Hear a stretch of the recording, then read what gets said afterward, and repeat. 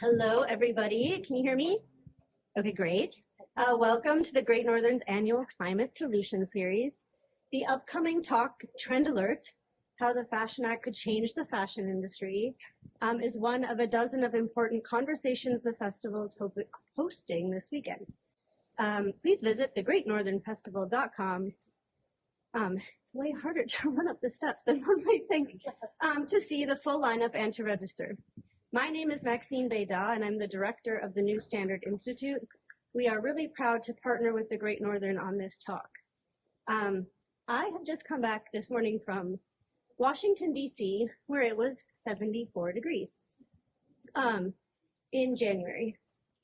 And in discussions of climate, I am just so thrilled that the Great Northern shepherds us through both the reality and the real meaningful ways the situation can truly be addressed. And policy is a very important part of that, so I'm really thrilled to hear this conversation. The Great Northern thanks the many organizations and individuals that contribute to the festival annually. In particular, it wishes to thank the McKnight Foundation for its support of the Climate Series. I also want to make a special shout out to Noise Off Bazaar for supporting this session in particular.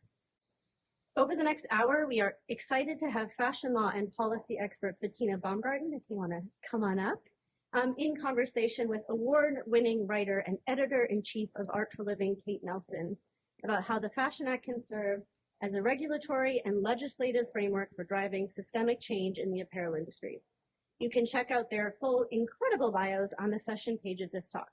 Please join me in welcoming Betina and Kate to the stage.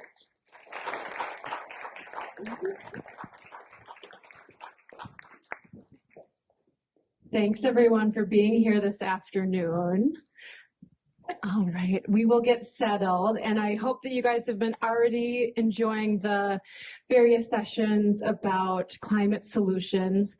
We're here to talk about a complicated topic, the idea of sustainable fashion. And as we all know, it's trending in a big way, but it's really hard to know if our individual decisions and contributions actually make a meaningful impact. After all, fashion is a $2.5 trillion industry that's a leading greenhouse gas emitter, a user and abuser of industrial chemicals, an exploiter of global labor with minimal oversight and regulation. However, there is hope on the horizon. The Fashion Sustainability and Social Accountability Act, which is a groundbreaking piece of legislation working its way through the legislature in New York, stands to change all that, both in that state and beyond.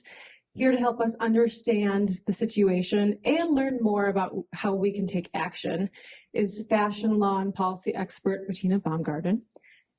We'll have a Q&A session at the end of our conversation, so if you have questions, please save those up.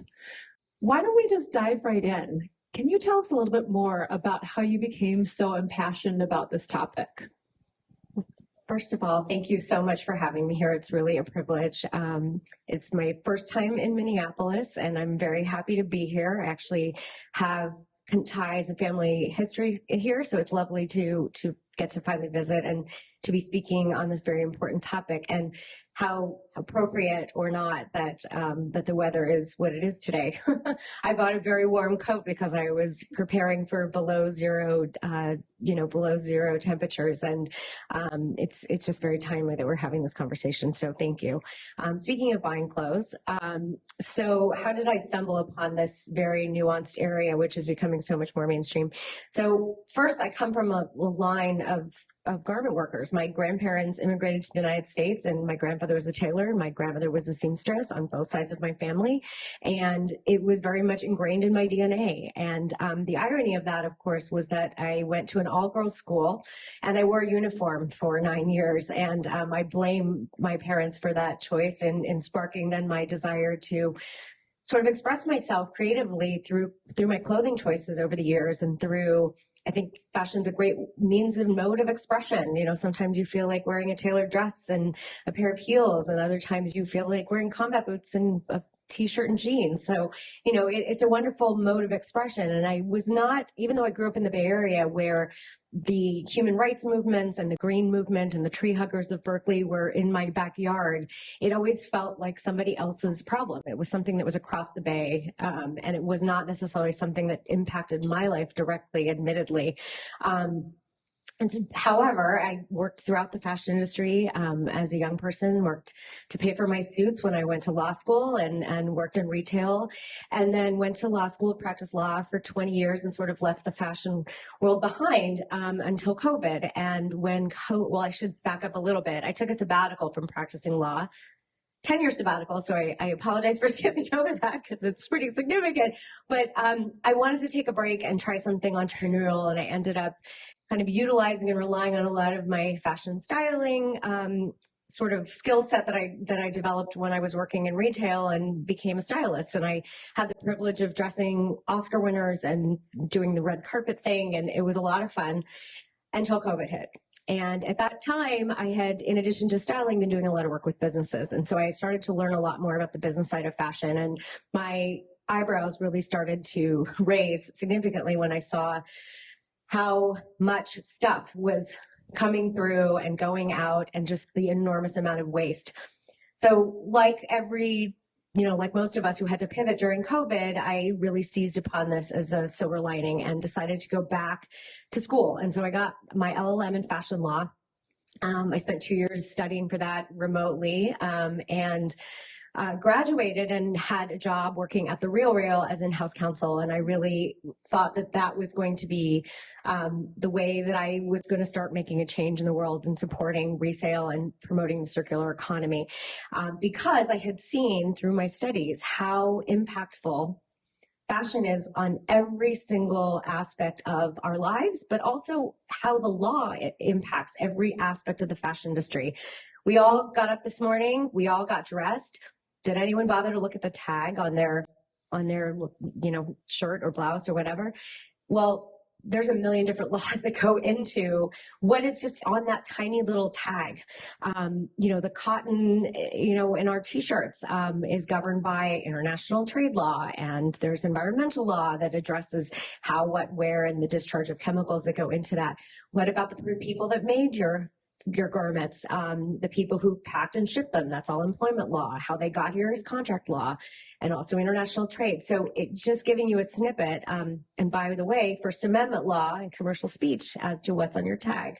So the law touches everything.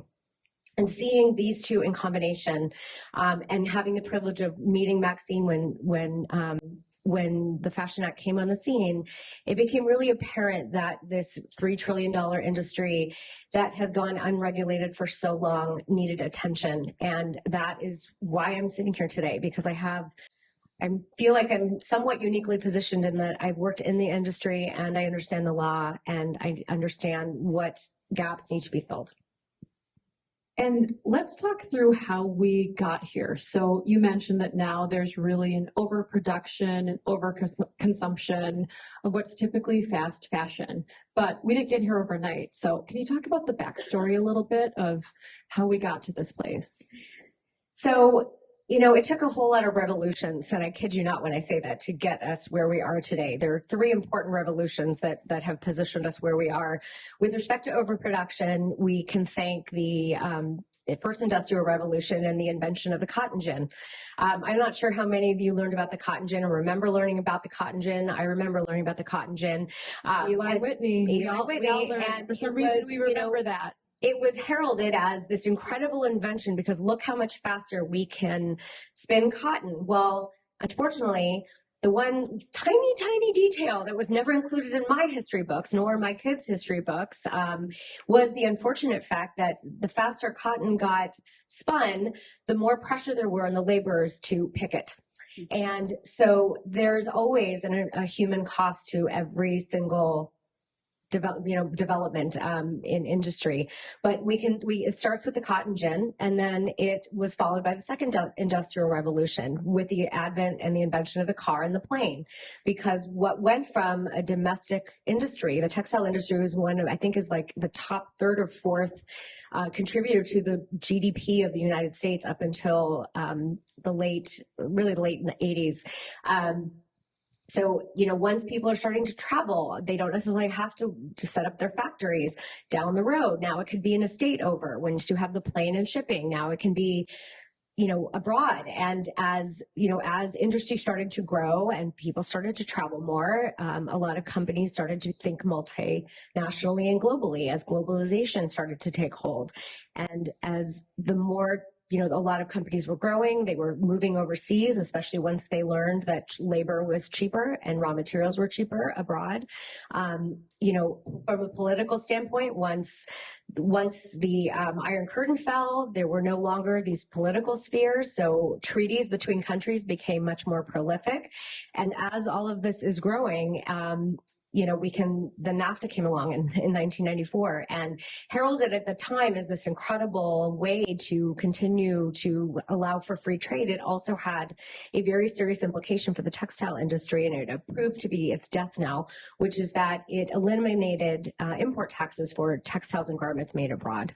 So the garment industry at that point, there were 800,000 jobs and at least 650 textile mills before 1994. And 1995, all of those jobs went away. All of those textiles closed, mills closed. And we went from over 60% of the clothing that was consumed in the United States being produced in the United States to only 2% now. 2%. Wow, what a change.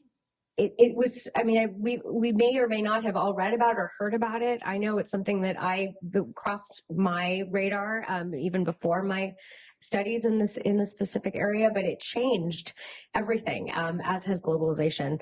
And so we have that whole front. So then as things are moving overseas, we have no more oversight. You can't just walk down the street or get in your car.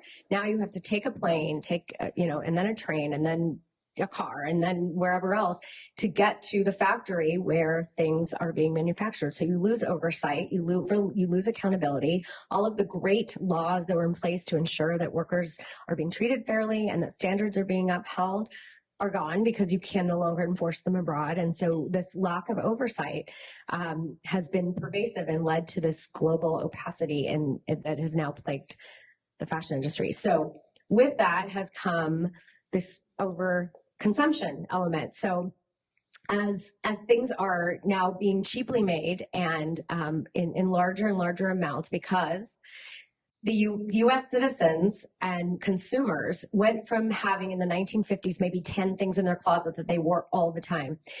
By the early 1990s, after NAFTA, it increased 20-fold. So people, on average, have over 200 or more items of clothing in their closets. They wear them 10 to 15% of the time.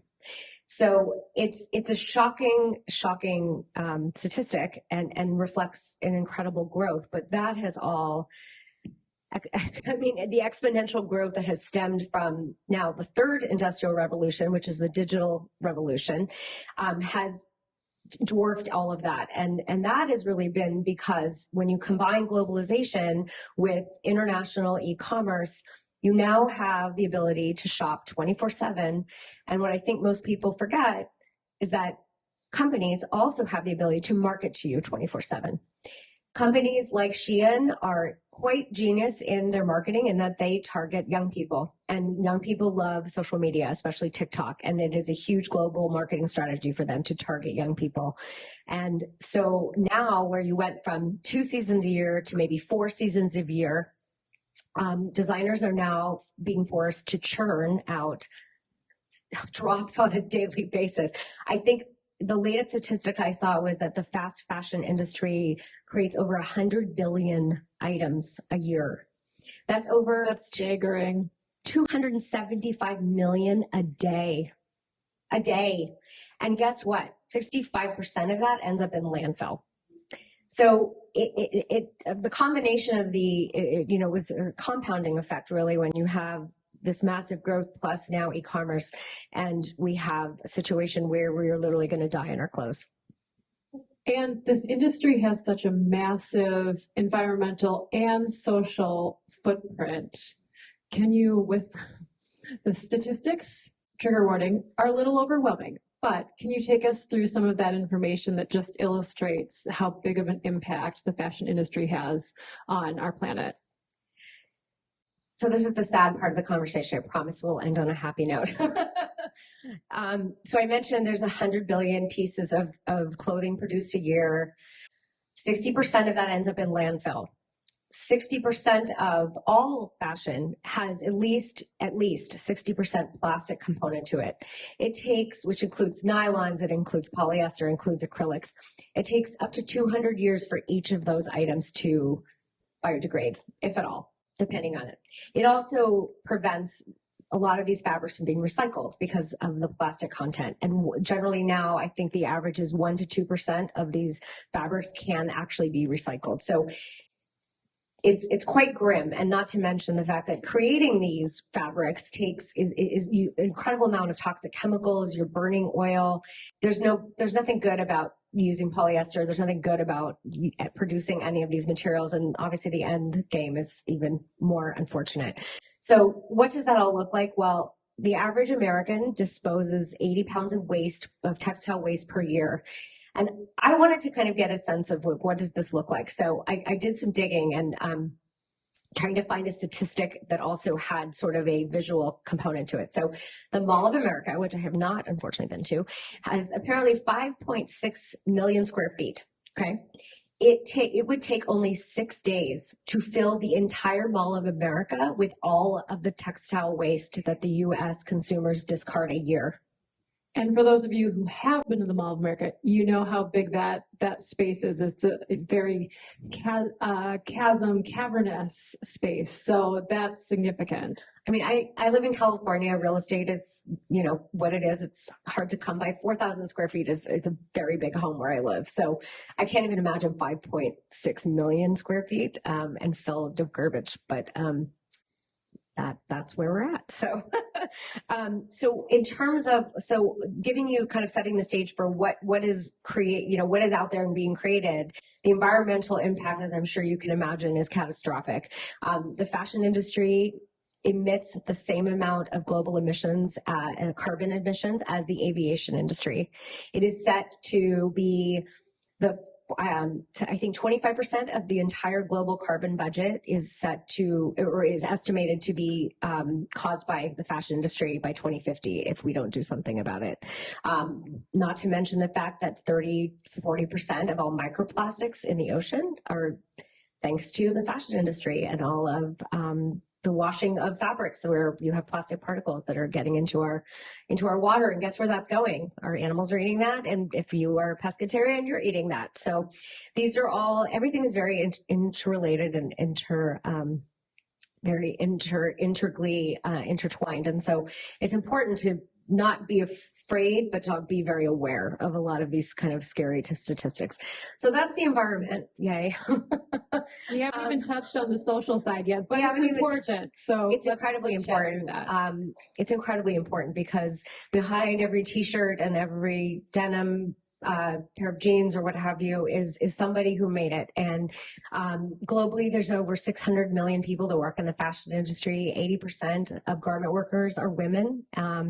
And they have zero protections and are often punished for unionizing. They don't make a living wage. They're forced to work in extraordinarily long hours in very, very dangerous, crowded spaces with poor ventilation. They aren't afforded PPE. They're not given breaks. During the pandemic, when thousands and thousands of fashion brands canceled their contracts, guess who didn't get paid? And these are people who are not making a living wage, who are often responsible for several members of their family living in tiny apartments in third world countries. And so it is so important to never forget the human aspect of your clothes. And, I'm looking out at this audience and I don't see a lot of teenagers, but I have two, one of whom is a girl, and a lot of her friends love the fact that they can buy a $5 t-shirt, because a lot of kids don't make, they don't have a job. Obviously they're, making maybe babysitting or what have you. And so the prospect of a $5 t-shirt, like how fantastic, right? And I have taken it and made it my personal mission to tell all of them, well, let me just explain to you what it means. Like, what is a $5 t-shirt? The real cost of that $5 t-shirt. The true cost, right? Because if that $5 t-shirt was made in Bangladesh, and it's now here when I say here, I meant San Francisco, but here, even if it's here in Minneapolis, it had to be spun, and the fabric had to be, the cotton had to be picked, the thread had to be spun, someone had to weave it into some kind of roll of fabric, then the fabric had to be cut, then it had to be sewn and into pieces, then it had to be packaged, then someone had to take the package down to the yard where it had to get boxed and shipped and then go through customs in the United States. That's another story. We'll talk about that in a minute. That's a big fat loophole that fast fashion has loved to exploit. But that $5 t-shirt, can you imagine how much the garment worker who sewed that got paid? I can tell you it's less than pennies on the dollar. So that's the part that we don't think about. And I hate to say it, but I think that is what fast fashion capitalizes on. It preys on consumers and young consumers to value the idea of having a $5 t-shirt that they can throw away the next week and get another $5 t-shirt, because the prospect of newness is all they're really capitalizing on. And because of that, it sort of encapsulates the reality and the true cost of everything behind it. And so their business model in some way is premised on this idea of not thinking about what the true cost of these items are. And so that's why they keep churning it, because if they stop, or they teach you to value something, then their business model goes to pot. Okay, remember how I said that there was some hope on the horizon? Now's where we get to that. So the Fashion Act is groundbreaking, and like we talked about, it's working its way through the New York legislature. And in many ways, because New York is such a large consumer in terms of the state within the United States, that impacts how manufacturers have to create things for the entire country. So can you talk us through what the Fashion Act stands to do in terms of these really, I don't want to say devastating, but that might be the right word, these really devastating circumstances? Yes, and before you do that, I just wanted to inject a little more hope. Just in terms we'll take more hope. In terms of garment workers, California, I'm from California. I'm very proud that my state has implemented legislation in attempting to help garment workers receive fair due wages. And one of the bills that they passed is SB 62. SB 62 effectively ended piecemeal work. So it's not, garment workers aren't being paid per piece that they make. They're receiving a wage. It is intended to be a livable wage, and it also works to hold businesses that sell in California who have to register with California. It holds them accountable for paying those wages. And so there are steps that states are starting to take. But the big gap is that there are so few, because I told you only 2% of the clothing that is consumed in the United States is actually made in the United States. So all the garment workers aren't here, guys. Most of the garment workers are abroad. And so there's a huge gap in that a lot of brands have seized upon by saying, well, we don't really know, they're abroad, like we didn't hire them directly. So the Fashion Act is it's a marquee revolutionary piece of legislation that I've had the privilege to help work on, if only for the last year, although it's been what'd you say? Yes, the New Standard Institute and the Act on Fashion Coalition has been working on it for, this will be the third year, but it's a marquee piece of legislation that really attempts to it's about accountability. It attempts to hold fashion brands accountable for all of the things we just talked about. There are essentially three big pieces to the bill, and I will address them in part. First of all, it defines a fashion seller as a fashion brand that sells in New York City, gross revenue over $100 million. So we're not talking about the mom and pop shops. We're not talking about resellers. We're talking about big box brands that have global revenue over $100 million, which is quite significant. It is seeking to hold them accountable for all of the things that they've already promised to do. A lot of these businesses, I challenge anyone to find one that does not, because it is very in vogue to have ESG statements. ESG statements are environmental social governance statements. A lot of them are required if they're a publicly traded company. They're required to have them in order to inform their shareholders. And they make very, very big promises about their commitments to upholding the Paris Accords and reducing their carbon outputs. They make big promises about auditing and ensuring that garment workers are being paid. They make lots of promises. The problem is there is no law to hold any of them accountable. There is nothing that forces these brands to actually do what they say they're going to do. And that is why we need the Fashion Act. The Fashion Act does that. It requires, by definition, requires fashion sellers to not only undertake due diligence, but to report on their findings. Those reports are subject to a third-party verification process to make sure that what they're saying is actually what's happening. Now, as you can imagine, there's multiple tiers to these outsourcing processes. And so there's a tier one, which is your finished product manufacturer for, just to make it simple. You have tier two, you have tier three, tier four is generally your raw material supplier. The global, for example, the Fashion Revolution Transparency Act just reported that of the 250 companies that they researched, only half of them could identify a tier one supplier. Less than 10% could identify their raw material supplier. So the act is not seeking to change things overnight, but it is quite ambitiously and very necessarily trying to compel these companies to say, you need to know who you're doing business with and what's going on. And that is not an unreasonable thing to ask. So it tiers the way that these companies need to undertake their due diligence. They're required to report on these findings to ensure that their garment workers are being paid a living wage. The act actually defines non-compliance as a fashion seller that fails to undertake due diligence, doesn't comply with the reporting requirements, and where garment workers are not receiving their due wages.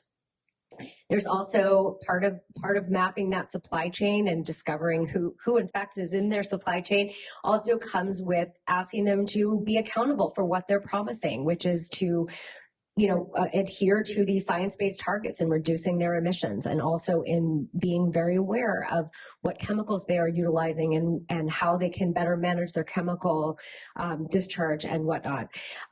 All in the spirit of, again, holding them accountable for their environmental footprint, which we now understand is quite large. There are enforcement mechanisms. The reporting goes to the Attorney General. The Act not only confers a right to the Attorney General to bring causes of action on behalf of the garment workers, but also empowers the garment workers. It confers a private right of action to garment workers to advocate for themselves as well. And there is a up to 2% penalty for global revenues for the failure to comply with the Act. So it's very significant. It has teeth. It has great legal grounding, and it's incredibly necessary, not only just in New York, but quite frankly in every state, so that hopefully that prompts the federal government to not only pass the Fabric Act, which is a federal piece of legislation, and it has a teeny bit of overlap, but is separate and from the Fashion Act, but the point being that the need for legislation was yesterday, not today. Hear, hear. And just to be clear, even though this is working its way again through the New York legislature, it has meaningful ripple effect beyond that, because obviously manufacturers would have to, these big brands would have to adhere to that. And it sounds like there are other states that are trying to pass similar legislation. Indeed. Well, the work of the New Standard Institute and the Act on Fashion Coalition has prompted Washington State to introduce the bill. It's also prompted Massachusetts to enact similar legislation. And I should add that a lot of these standards the bill is premised on what the EU is doing. And I hate to break it to everybody, the EU is vastly ahead. The FTC was supposed to undertake a review of the green guides and issue something by the end of last year. They have yet to issue anything. The EU just passed their greenwashing statute. It's going now before the European Council for approval. It's very highly likely it will pass. And there's also corporate disclosures that the EU has already passed that are basically being waited to rubber stamped by the Council. So the EU is not only far ahead, but their promise is to enact a lot of their fashion legislation by 2028. And so what brands in the United States are waiting for, not so sure, but we're behind. The point being that the standards are comparable. We're not asking brands to do something different here that they would have to do there. They're going to have to do it there eventually. I don't see large brands suddenly deciding that Europe is not their market. And to your point, with New York being one of the biggest fashion hubs in the world, arguably, brands in theory would like to continue to sell there because that is where the attention is on the fashion industry. So yes, it has had global ripple effects, but it's happening. It's not a matter of if, it's a matter of when. And we're hoping that encourages them to start thinking about things sooner than later. And we should point out that there are a lot of really responsible brands that are backing the act in case it seems like this would be a really punitive bill, that a lot of manufacturers and a lot of brands wouldn't want to get on board with. Quite the opposite. There are brands that are making good and who want to be a part of this change. Absolutely. Eileen Fisher has been a marquee brand in supporting the Fashion Act, as has Patagonia, as well as Reformation and Everlane and Cotopaxi and many others. You can feel free to go to thefashionact.org, and on that page is a long list of not only brands that are supporting the Fashion Act, but also NGOs and other environmental organizations, including the NRDC and Sierra Club. We've had a wide range of stakeholders, which just shows the breadth of support and recognition of how necessary it is. When it comes to sustainable fashion, I think we really view ourselves just as consumers, but this is so important to also think of ourselves as citizens who can push, for legislation like this, but also really hold the industry accountable. I know that this audience always, really wants to know what can I do? What are the takeaways? So can you give some takeaways as both consumers and as citizens, what we can do to help hold the industry accountable? Absolutely. I really look at this as this lesson as deriving from kindergarten, which is clean up the mess you make. It's really that simple, right? And so I think we all know that as citizens, we probably know that as parents and try to impart that on our children. And my hope is that brands will also accept that responsibility. In the meantime, as citizens of the United States, we aren't just consumers, as Kate has said. However, it's incredibly important to remember the power that's in both. Your voice can be utilized and exercised both as a consumer in your power of the purse as well as in your vote. I know we've heard a lot about that in the last couple of years, and there's been, great movements towards that, but I can't underestimate it enough. Starting with the consumer side of things, I think as a consumer, being educated and just understanding that there are so many other options, even just by reading a single label, there's so much information in a label. If you see something that's made in Myanmar or Bangladesh, and it was, wasn't purchased for a significant amount of money, and even if it was, because the luxury markets are also been known to utilize less than ideal labor. So just because something is expensive doesn't necessarily mean that it was made humanely and responsibly, it does put a little more pressure on the consumer to actually dig a little bit deeper. But that said, you have so many options. Instead of buying a new dress, borrow one. Shop the secondhand market. Don't underestimate the value of a tailor. Buying less, but shopping smarter is such a great way to really not only help diminish the amount of stuff you will inevitably end up throwing away. I hate to break it to you, but it's true for all of us.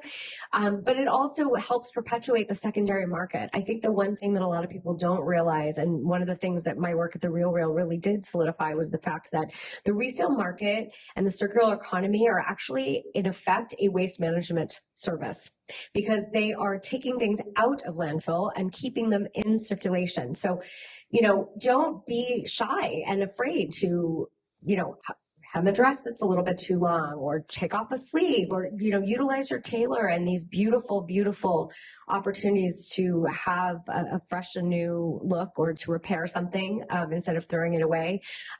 So those are all really important things to do as consumers, and also just to be really mindful of what you're buying. Get curious about the companies that you're buying from.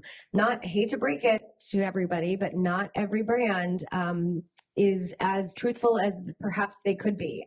They paint a very nice picture on their websites, and with a little bit of digging, it becomes palpable that not everything is peachy and rosy as the pictures displaying the garment workers in line at a beautiful buffet, which has appeared on a couple of different brands' websites. So there's that. Ben, as a voter, and I will say, before we go to the citizen side of things, resist the urge. I'm sure people are thinking now, we all have fast fashion in our closets. It's inevitable. Resist the urge to get rid of all of that, because it means that you're bringing something else in potentially to fill its place. So I think that we can assess our current closets, but also know that we don't want to contribute to that waste. Absolutely. And I would also say that we all feel really good about donating to our various local charities. And the reality is they only keep about 15% of the textiles that are donated, and they end up on beaches in Ghana and in third world countries that not only pollute their water supply and inundate them with waste, but it also stymies their own creative industries. A lot of the garment industries in those countries have not been able to flourish because they are so inundated. And part of that has to do with certain treaties that their governments have made, and others have to just do with our irresponsible, frankly, colonial practices of making it somebody else, dumping our stuff on other people and making our problems other people's problems. So not to get too political, but well, let's get political. Let's talk about what we can do as citizens in addition to some of those consumer responsibilities and steps we can take. But what can we do as citizens, especially, this year? I think people are really mindful of, we have a big election coming up, but just in general, that we can actually take meaningful steps toward bringing legislation like this to our state and supporting it, even if we aren't in New York or a state that's trying to push it through. Thank you. It is so important to recognize the power of your vote. And it's not just in a presidential election. Local elections, our House of Representative elections, both in this state and also in our federal government, are critical. I think people are realizing and seeing the impacts of that more and more. It's not scary. A lot of people think that reaching out, whether by email or postcard or what have you, is infringing, or I don't know what the right thing to say is. But the reality is, these are the people that we elect to represent us, and they deserve to hear what we have to say, including all of the issues that are important to us as citizens. So I encourage people, if you're new to grassroots organizations, start with sending an email. We had I think there were some. Hang on one sec. We're going to put up the here we go. QR codes. There's some pictures. I've taken the liberty of putting together some QR codes that you can scan. There's also some flyers outside if you feel you need a little more time to do it. But it's important to just email your state and local and federal representatives and let them know that these are issues that are of interest to you, and why isn't my state doing more, or what can we do? And so that's one. Really the core of it is education. This is the biggest sort of hurdle for fashion legislation, is that people pay attention to fashion when it's on a red carpet and there's a big, fancy ceremony where your favorite movie star is wearing a beautiful couture gown. Again, not thinking about the thousands of hours that some poor person probably going blind sewing sequins that will never ever biodegrade onto it. I can't look at a red carpet the same way anymore. It's very timely. We're in the heart of award season, right? And my heart breaks every time I see a sequined dress walk down the runway, for all the reasons. But so educating legislators is key. I can't tell you how many calls I've had, both with California representatives, with New York representatives, with leaders that have absolutely no idea that this is a problem. And so the more we can make our leaders, elected officials in every way, shape, or form more educated, the more informed they will be, and the greater likelihood we can actually start facilitating change on that level, because unfortunately promises don't get us very far. And I think, you don't have to have Betina's level of expertise on the subject in order to make those calls and to encourage, again, our policymakers. Sample language right there. Yes. I've done the hard work for you. Feel free to cut and paste as you see fit. So we've covered a lot of really important ground. What are some of the big picture key takeaways for our audience? I think the big takeaway, and I have to give credit where credit is due to Maya Angelou, who I adore. And that's when you know better, do better. And that doesn't mean you have to go home and change every light bulb and throw, repurpose every single item of clothing that you are not using in your house. But it does mean taking one meaningful step. And if we all take one meaningful step, there's probably 100 and some odd people in this room. If we all take one meaningful step, maybe that will lead to somebody else taking another meaningful step. And it can be that simple. One step does go very far. I think education is important. There's another slide, I think one after, it's not the next one, but the one after. The one after that. Sorry.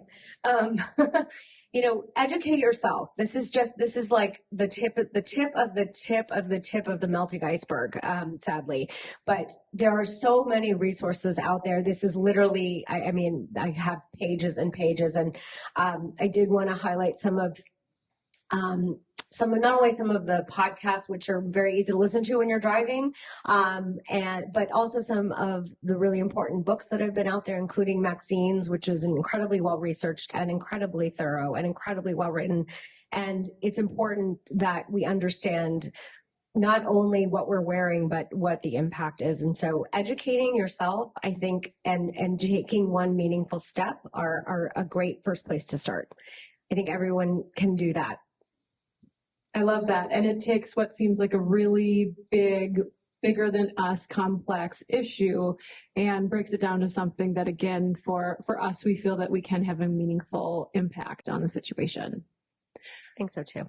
So hopefully let's go back to the QR code slide, because I just want to make sure that everyone has an opportunity to, and we do again have some takeaways if let's say your phone is not recognizing these QR codes, but we encourage you again to get in touch with local, state, federal policymakers.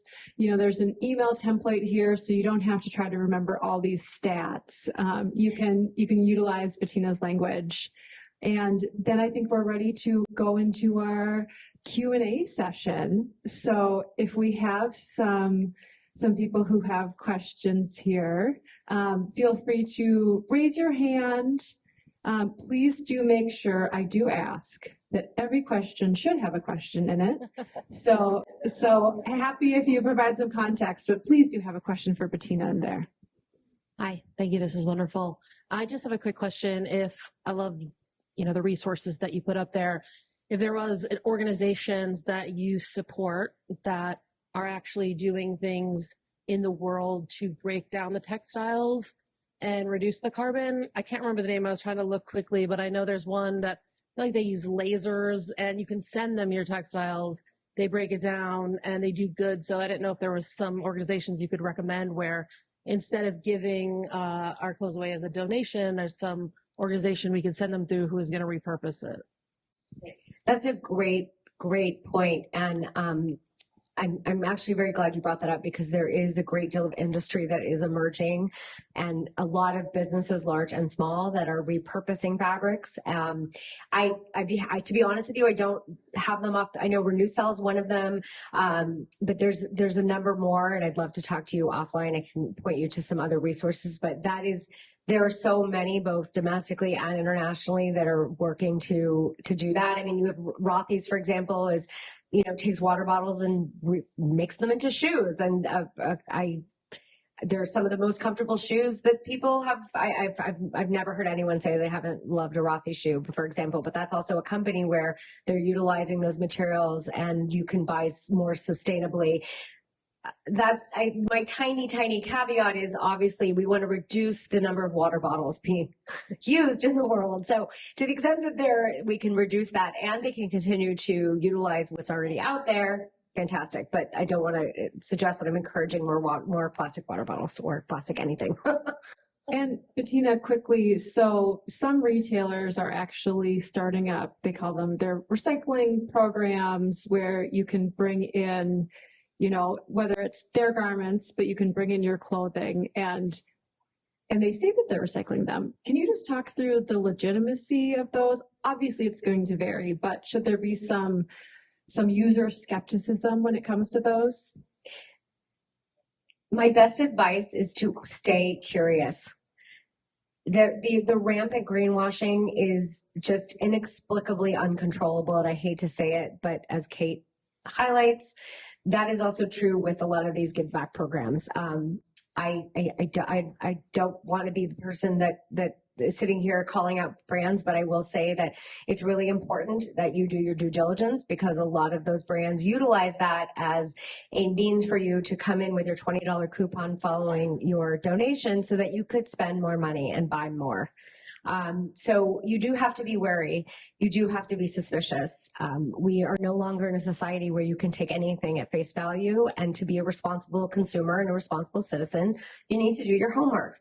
The good news is there's the internet. The bad news is the internet is full of a lot of really misleading information. So, there's a number of different organizations that I really like. The Fashion Revolution Transparency Report. I read it cover to cover every year. It has an incredible amount of really invaluable information to learn about various brands, and these are brands that are big box brands like Walmart and Gap, to luxury fashion brands like Jill Sander, Louis Vuitton, Gucci, Carter's. There's footwear brands, Asics, New Balance, and kind of everywhere in the middle. They really do cover a gamut. And again, it's a sampling.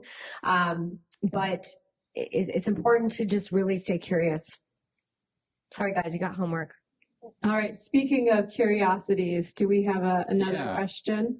Thank you for this conversation. I wanted to get into one specific brand example. With Asket. Asket emphasizes like singularity of pieces, only wardrobe essentials, and they recently came out with their climate receipt. Literally, supposedly it'll tell you how many millions of gallons of water it took to produce a single t-shirt. I'm wondering, in that example, if you're abreast of it, whether that's more on the greenwashing side, or whether that would be something that could be part of a meaningful framework of improving consumer awareness. And then to that end, with the astonishing amount of water used, is there a future where we can produce the same good with a smaller environmental footprint? It's a really great question. Well, I can tell you that it takes 700 gallons of water to make a single cotton t-shirt. In case you need a visual frame of reference for that, that is basically your average bathtub filled to the top times 10. 70 gallons in a bathtub approximately. So 10 bathtubs to make a single white t-shirt. Do I think those statistics are accurate and valuable? I think you need to consider the source. I do think they're valuable. I feel better when I go onto the RealReal, and I no longer work for the company, but I do feel better when I go and I see, wow, I've saved, X thousand numbers of water that year because I chose to invest in a piece that has longevity. what I would really like to see is there be less production. I do think there are steps that a lot of brands are taking to try to reduce that in the way that they're dyeing and the materials that they are using to dyeing and choosing their fabrics and using organic cotton, for example. Cotton's just a tough one because it takes so much water to grow it. But I do think that there are really, really great brands out there that are starting to make headway. I think, unfortunately, anytime you have any kind of industry that relies on production and sales and consumer habits, I think there is a huge problem. I really think the change needs to happen on the consumer level, where we don't have this insatiable drive for newness all the time. I love, politics aside, I loved when Tiffany Haddish, the comedian, got up and said, I am wearing this $4,000, I think it was Valma gown, because I spent $4,000 on it, and you're going to see me on the red carpet time and time and time again wearing it. I love that a lot of younger stars are starting to wear vintage garments. I mean, the beautiful history and really also, to your point, investing in things that are worth having, everything from furniture and, to your clothing, that are things that are well made that withstand the test of time. So do I think that brands are starting to wise up? Yes, there are some that are motivated in their core and in their essence and can be trusted. But again, you have to have a wary eye. I hope I answered your question. Okay, good. And we have another question here. Thank you so much for all you're doing and the Fashion Act Coalition for putting this together. If Minnesota were to get together and try to get something like this happening here, how would we go about finding a sponsor?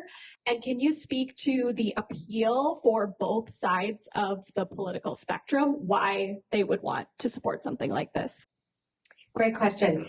You can talk to myself or Maxine, and we are happy to start spearheading a lot of those efforts. We have a really strong bill language that we are introducing into other states, and there's a great deal of interest. So starting there we happy to talk to you about that offline. Also reaching out and starting to educate your legislators about this is actually something that's of interest to us, because they will be more motivated to take interest if they know that this is something that is going to keep them in office. At the end of the day, they are beholden to their constituents. So use your voice for that.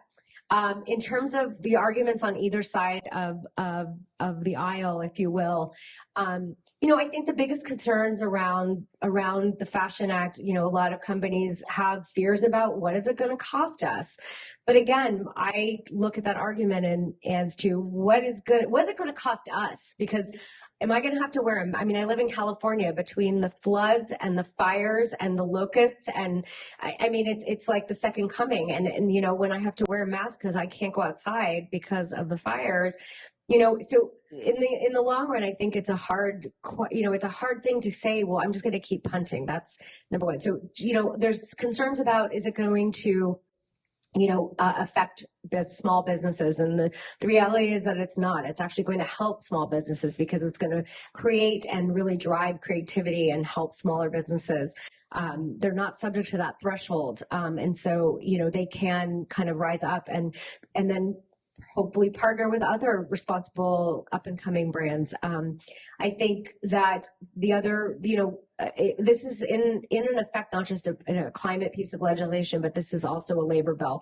And the goal is to do what we believe, or what I believe is the intention behind the labor movement, which is to ensure that working people make a living wage and can afford to live and support themselves and their families. So that's what this is trying to do. It is bold in its efforts, because it is really attempting to bridge this massive gap, because the majority of garment workers are living abroad.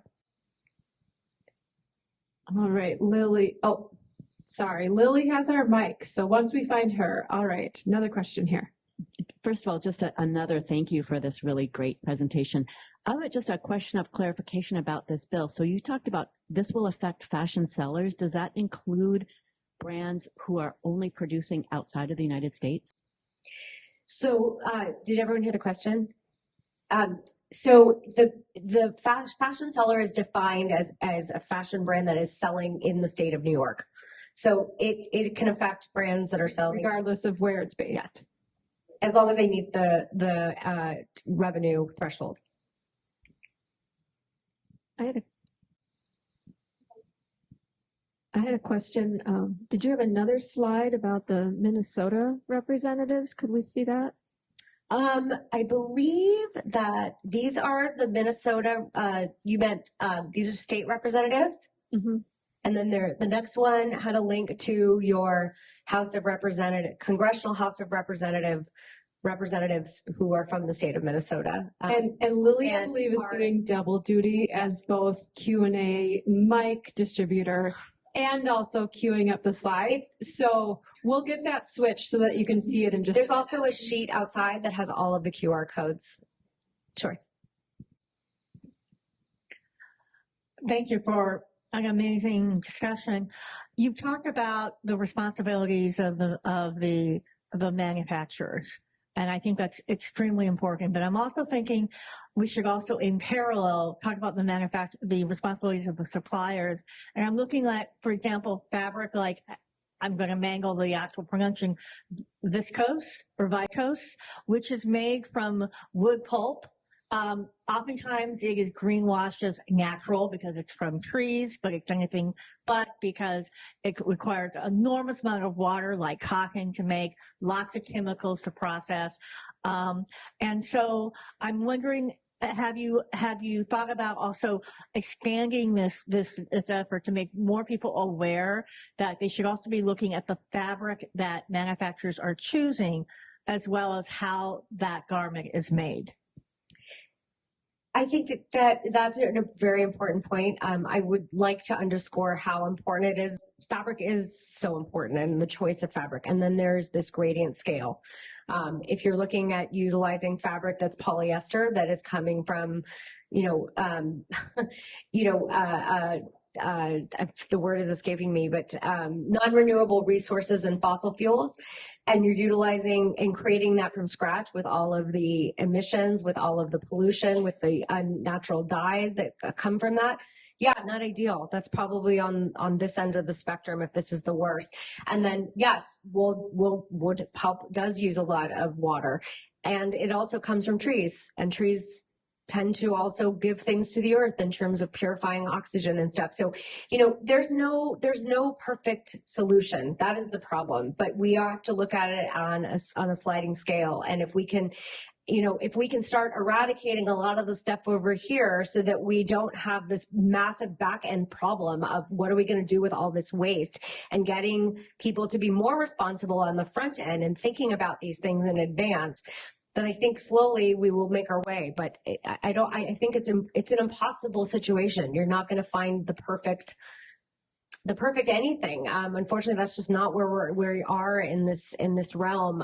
And we're just at the beginning of it. But I think the recognition of where do you start in the process, and a lot of legislation that's out there, with EPR and this extended producer responsibility, where people at the outset are required to figure out what's going to happen at the end of life. Well, the problem with that is that they just end up taxing consumers to pay for that at the end, but it's not necessarily changing the way that they produce things at the outset. One of the things that the EU is considering is, eco-design, and thinking about, okay, how do we make things more sustainable? How do we make them more responsibly so that at the end of life, we can manage things a bit better, or better yet, not even get to the end of life because we can continue to repurpose them. So, I think it's not the answer you probably wanted to hear, but it's an honest one. And I think it underscores that if something is being sort of sold as the perfect or the gold standard, that we should, again, come to that with a little bit of skepticism as consumers. I think, unfortunately, we just have no choice. You have to do your homework. All right, we have time for one more question. No pressure, but let's make it a really, really impactful one. Thank you so much for this amazing presentation. A little bit twofold, kind of going off of the previous question, I was also going to ask about, like, for example, is bamboo better than cotton? But the second part of the question is, as consumers, is there any certifications we should be looking for? As we're talking about greenwashing, if I try to look for a garment that says Okotex certified or GOTS certified, I don't know if that's actually, with somebody who doesn't have much legal knowledge or terminology, is there a great certification that can ensure that this product was made sustainably? She brought it with the good final question. Okay, good. You know, let me just say this broadly. I think certification programs have their place, but they're also a slippery slope. A lot of certifications are pay to play. And, you know, there's a particular one I know in the beauty industry where it has the little bunny ears. And that essentially is a volunteer organization where you pay a whole lot of money and then they give you a rubber stamp. A lot of the same, I hate to say it, is true with B corporations. You know, you feel better when you're buying from a B corporation, but that is a private certification program where brands pay for a lot of money. And if you actually dive a little bit deeper into it, it is a 4-part consideration, and they rate everything from what kind of materials you're using, what percentage of recycled material you're using, to do you have lunch in the lunchroom for your employees. So, you know, some of these companies that are getting really high B Corp ratings or getting B Corp certified, for example, may have really great employee retention and benefits and other things, but they actually may not be using a lot of recyclable products. So part of the problem is that there are no standards. And, you know, it'll be very interesting to see when the FTC finally comes out with a version of the revised green guides, because there are so many terms that have been floating around: eco, natural. You know, I think buying organic is always, you know, a safer bet, but, you know, a lot of these are pay to play. So even if they have a certain type of, I can't speak to those specifically. Generally, you know, like architects, I know, for example, tends to be more on the, you know, sustainable side. Patagonia, for example, which is always known as the gold standard, has incredible reuse programs and incredible recyclable programs. I mean, you could literally have your jacket repaired from now until your kids die, and it would probably still be just as wonderful. So I think there's a lot of room for that. And I think, as I said, there's certain ones that you can rely upon more than others, but a lot of it is understanding what they are. The Fashion Act. The fashionact.org website. Yeah.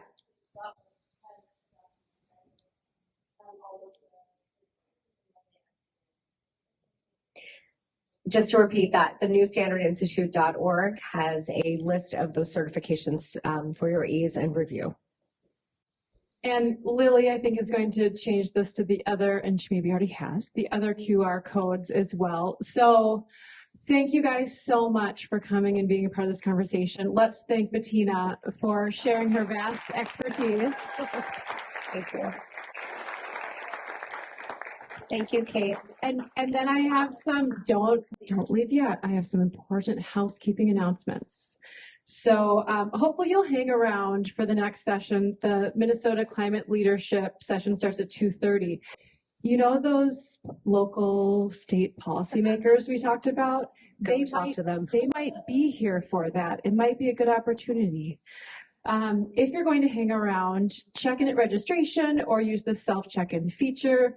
Otherwise, Betina actually will be downstairs to continue the conversation. I'm sure people have more questions. Please stay for the afternoon, grab some food, enjoy more conversation, and also consider making a donation to the Great Northern. I think we have another QR code that will come up here. Consider making a donation to the Great Northern to support our programming. It's taking place now through February 4th with the QR code on the screen. If you're interested in seeing the full lineup for the rest of the festival, you can see that at thegreatnorthernfestival.com. And again, thank you so much for being here.